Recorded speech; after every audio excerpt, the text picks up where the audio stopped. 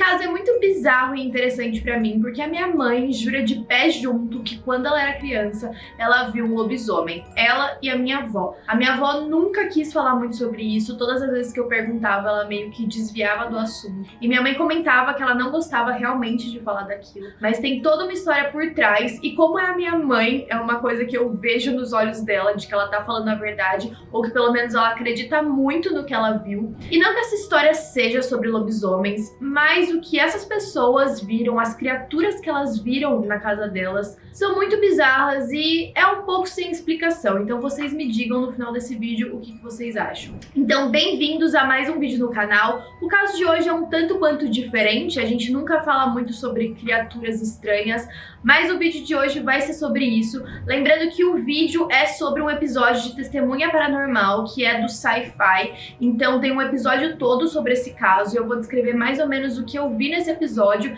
e as outras fontes pro caso estão na descrição, como em todos os outros vídeos. Então se vocês quiserem checar alguma coisa, é só vocês olharem lá. E não se esqueçam de se inscrever no canal, ativem o sininho, me sigam nas outras redes sociais e bora pra história.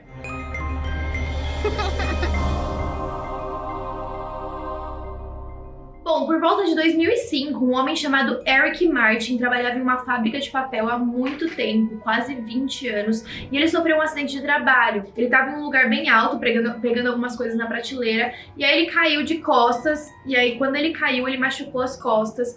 Foi muito sério o acidente dele, foi um acidente de trabalho que fez com que ele ficasse afastado, então ele não podia trabalhar mais, e ele não conseguia andar muito bem, ele não conseguia correr, então teve alguns problemas físicos decorrentes desse acidente. A mulher dele, a Shelley, por causa do ferimento, ela precisou sair do trabalho dela para cuidar dele. E é óbvio que eles começaram a ter muitas despesas a mais na casa. Eles moravam numa cidade maior e aí eles decidiram se mudar para a cidade natal da Shelley, que ficava no Maine. A cidade era bem pequenininha, tinha tipo 2.500 habitantes, mas por ser uma cidade pequena, é óbvio que o custo de vida dessa cidade também é mais barato. Eles conseguiram encontrar uma casa boa, era uma fazenda até que maior do que o lugar onde eles viviam antes. Então essa fazenda que eles se mudaram junto com a filha mais nova. A filha mais nova se chamava Chelsea e eles também tinham um filho chamado Sean, mas ele não morava na casa, às vezes ele ia pra lá visitar só. Então a fazenda era bem bonita, eles se mudaram e não tiveram muitas complicações, todo mundo se estabeleceu lá, eles foram com uma caminhonete, levaram a mudança,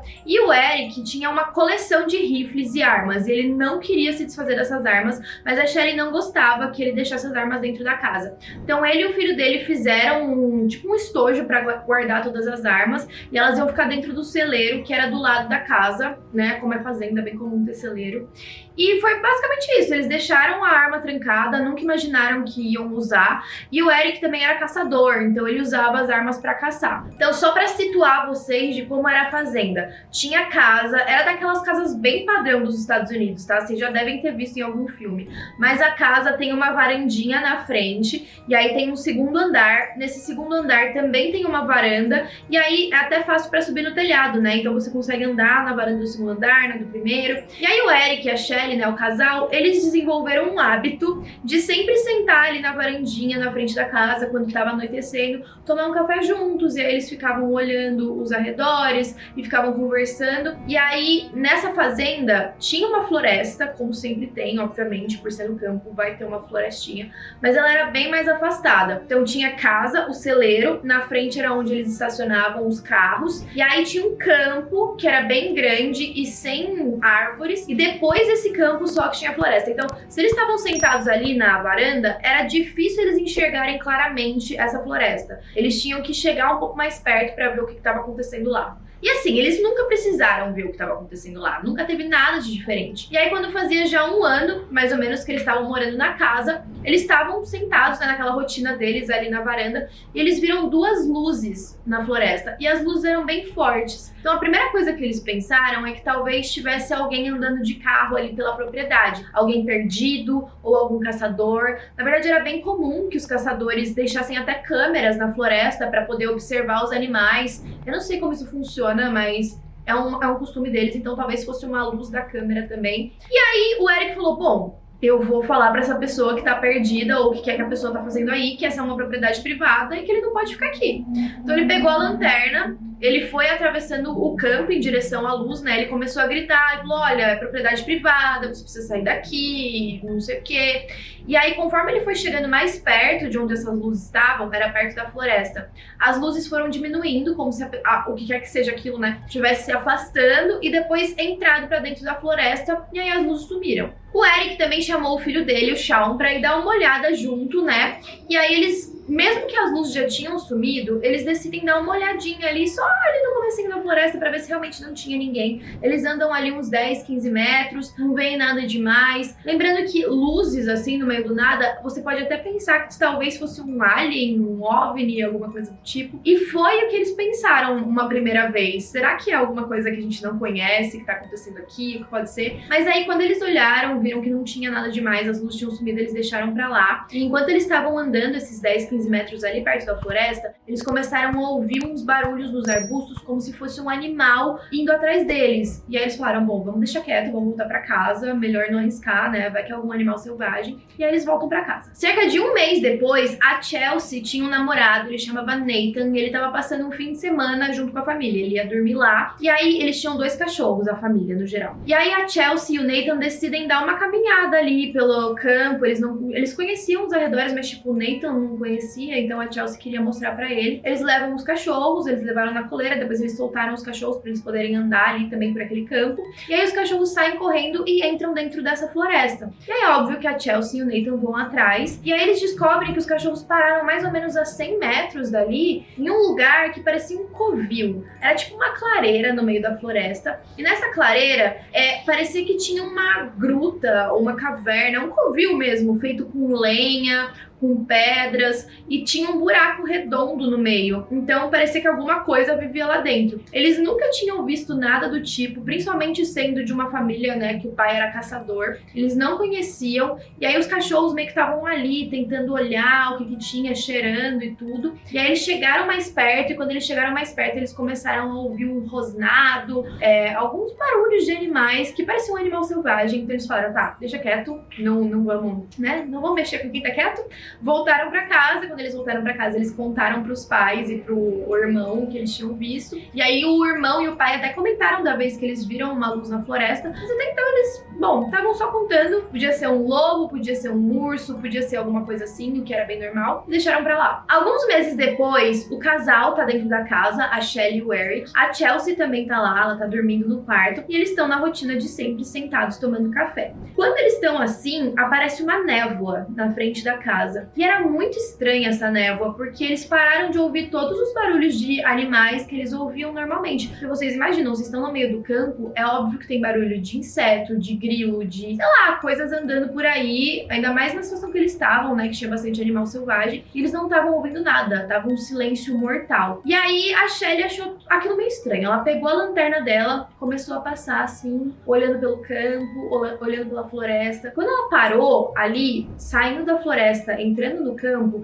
ela viu 3 criaturas. O Eric, nessa hora, parece que ele teve um sexto sentido, e assim que ela tirou a lanterna de lá, ele falou: a gente precisa entrar na casa. E aí a Shelly não queria, ela falou: não, eu quero ver o que é, vamos ver o que é isso, tem alguma coisa na nossa propriedade. Ele falou: não, vamos entrar e trancar a porta. E aí ela ficou meio relutante, e enquanto ela tava passando a lanterna, ela viu que não eram 3 criaturas, mas sim 5. O Eric, como eu já falei, era um caçador experiente, ele não conseguiu decifrar dali de longe o que eram essas criaturas. Ele pensou que poderia ser um lobo ou que poderia ser um urso, mas elas eram muito grandes, e na hora que elas avistaram os dois, elas começaram a correr pra casa deles. Então eles correram pra dentro da casa, trancaram todas as portas, todas as janelas e ficaram ali dentro. Os dois de cara perceberam que tinha alguma coisa estranha com essas criaturas, parecia que elas queriam atacar eles. E se você imaginar, é um animal selvagem, é óbvio que vai querer atacar as pessoas, apesar deles não estarem sendo ameaçados, né? O casal não tinha feito nada pra eles.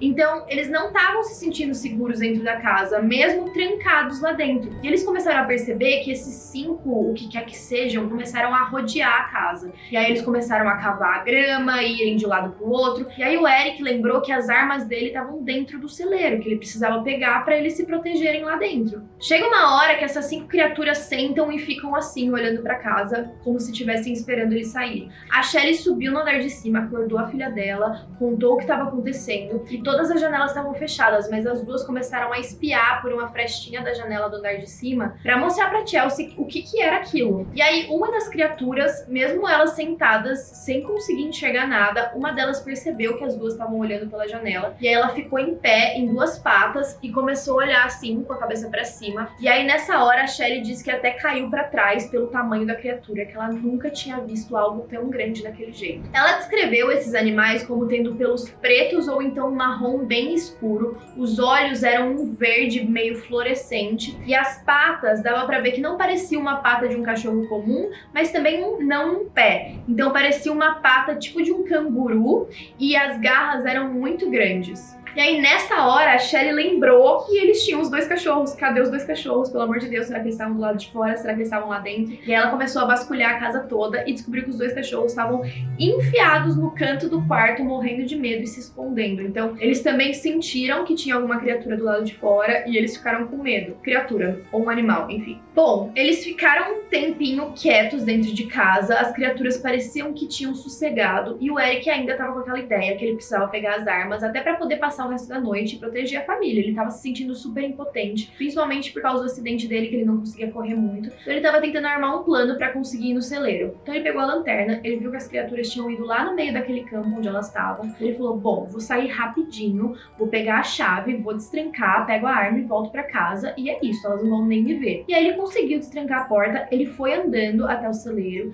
e aí quando ele tava chegando lá, a luz, que tem sensor de movimento, acendeu. E aí ele assustou, e aí ele derrubou a chave dele no chão e aí fez um barulhão. E aí vocês já imaginam, né? Na hora ele olhou pro lado, viu as 5 criaturas correndo em direção a ele de novo. E aí ele voltou pra dentro da casa, trancou tudo. A Shelly não sabia o que estava acontecendo, não sabia do plano do Eric, então ela pergunta o que tá acontecendo. Ele fala, não, continua em cima, tá tudo bem. E aí ele sobe lá em cima junto com as duas. E aí a Shelly fala, tá, a gente vai ter que ligar pra polícia, como que a gente vai fazer? E se algum desses animais entrar aqui na casa, a gente não tem como se defender, o que a gente vai fazer? E aí eles ligaram pra polícia, e aí ela contou que tinham alguns animais do lado de fora. Não sei o jeito exatamente que ela falou pra polícia, mas o policial não ligou. Ele falou, tá, tranca as portas, garante que estão todas as janelas fechadas, fiquem aí dentro, que vocês vão ficar bem, vai dar tudo certo e tal. Assim, ele não levou a sério. E aí eles falaram, tá, a gente vai ter que ficar aqui na casa. Nos próximos 30 minutos, eles passaram colocando, tipo,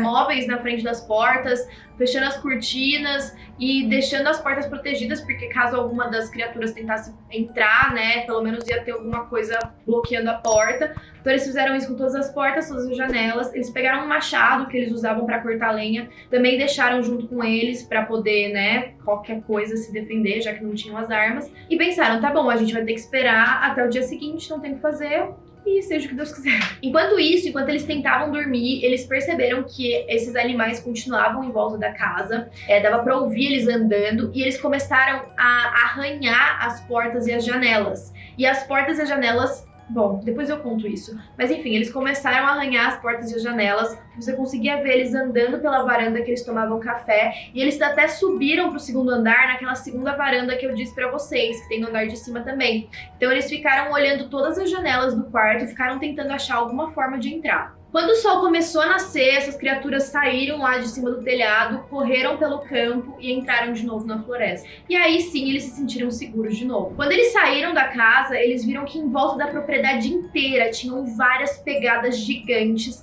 Dava pra ver as marcas de garra nas paredes, nas portas, nas janelas, em todo o canto. E a pegada era muito grande. Não dava pra ser uma pessoa comum, mas eles também nunca tinham visto esse tipo de animal. Então, tava em todo o canto, inclusive ali no campo, você conseguia ver as pegadas deles indo até a floresta. Depois dessa experiência traumática, eles não perderam tempo. Eles decidiram se mudar. E aí, depois que eles se mudaram de casa, eles disseram que nunca mais aconteceu nada do tipo. Foi só nesse caso. E aí, depois eles deram várias entrevistas contando a experiência deles. Uma delas foi pro Sci-Fi, como eu falei pra vocês. E o Eric, em específico, também disse que viu uma menininha, que parecia ser uma menina fantasma, no quarto deles. E que, inclusive, ela até bateu no pé dele enquanto ele tava dormindo.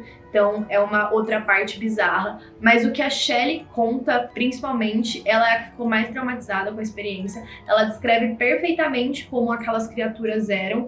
E uma das suspeitas é de que talvez seja um lobisomem. Ela nunca disse essa palavra lobisomem, isso é só uma teoria que eu tô pensando na minha cabeça. Não que eu acredite em lobisomens, mas a teoria da Shelley, na verdade não é nem uma teoria, é que ela diz que provavelmente existem coisas nesse mundo que a gente não conhece e que a gente nunca vai chegar a conhecer. E eu concordo plenamente, vocês que estão assistindo esse tipo de vídeo, tenho certeza que também vão concordar. Então pode ser algum tipo de animal que a gente ainda não conhece? Pode ser que eram pessoas? Pode ser que era alguma coisa que a gente não sabe? Sim, todas as hipóteses possíveis. Pode ser que era só um lobo, um urso e eles alucinaram e entraram num delírio coletivo? Não sei, pode ser também. Então comentem aqui o que vocês acham. Essa foi a minha versão da história, lembrando que as fontes estão na descrição e até a próxima.